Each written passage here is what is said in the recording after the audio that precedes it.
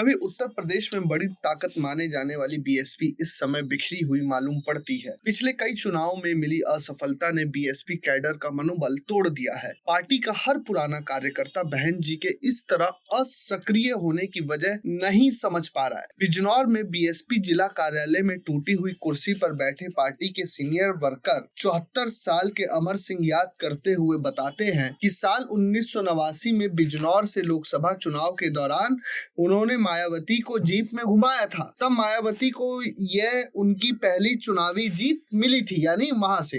वे कहते हैं कि यहीं से बीएसपी की चुनावी सफलता की शुरुआत हुई थी। बहन जी ने बहुत मेहनत की थी। वह घर घर गई। उन्होंने एक पब्लिक में ऐलान किया, पंडित जी की बेटी इंदिरा गांधी प्रधानमंत्री बन गई, अब एक चमार की बेटी बनेगी। चमारी हूँ तुम्हारी हूँ वाला नारा समर्थकों में उत्साह भर देता था। अमर सिंह याद करते हुए बताते हैं कि कभी बिजनौर में पार्टी के पास सिर्फ 5 कार्यकर्ता हुआ करते थे। चुनाव सिर्फ 80,000 रुपए में लड़ा था, इसमें से भी 5,000 रुपए बच गए थे। वो बताते हैं कि काशीराम ने कहा था कि अगर उनके पास 1 लाख रुपए होते तो वह 1987 में हरिद्वार भी जीत लेते। अमर सिंह के साथी 70 वर्षीय रामनाथ सिंह जमीनी स्तर पर हुई लामबंदी को याद करते हैं, जिसने बीएसपी के उत्थान में अहम भूमिका निभाई। काशीराम और मायावती साइकिल चलाकर गांव-गांव गए थे, हर समर्थक से 2-2 रुपए जमा किए थे। वे बताते हैं कि बिजनौर में भी एक गांव ऐसा नहीं था जहां मायावती रात में न रुकी हो। 1970 के दशक में बहुजन आंदोलन ने एक नई राजनीतिक चेतना को जन्म दिया था। 1984 में बीएसपी के गठन ने इस दृष्टिकोण को संस्थागत रूप दिया, जिसके परिणाम स्वरूप मायावती 1990 के दशक और 2000 के दशक की शुरुआत तक 3 बार यूपी की सीएम बनी। साल 2007 में मायावती ने पहली बार यूपी में पूर्ण बहुमत की सरकार बनाई। पार्टी ने विधानसभा चुनाव में 206 सीटें जीती। फिर 2009 लोकसभा चुनाव में 21 सीटों पर पार्टी के प्रत्याशी जीते।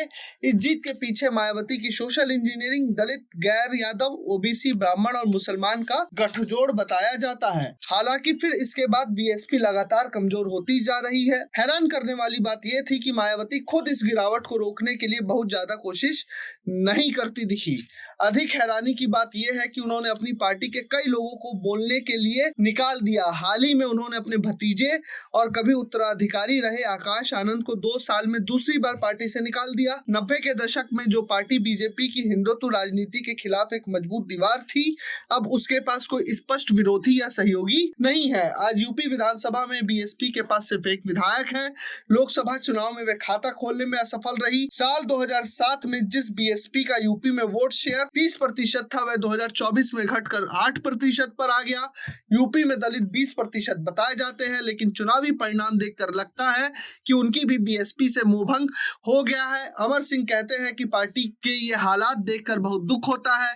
साहब कांशीराम ने हमारी शक्ति का एहसास करवाया, हमें सशक्त बनाया, हमें सत्ता में पैर जमाने का मौका दिया, लेकिन मायावती की असक्रियता लगता है कि बीएसपी को लेकर डूब जाएगी और चंद्रशेखर उनके सामने समानांतर रूप से दलित की एक नई आवाज बनकर उभर रहे हैं। Bureau report, प्रजाहित।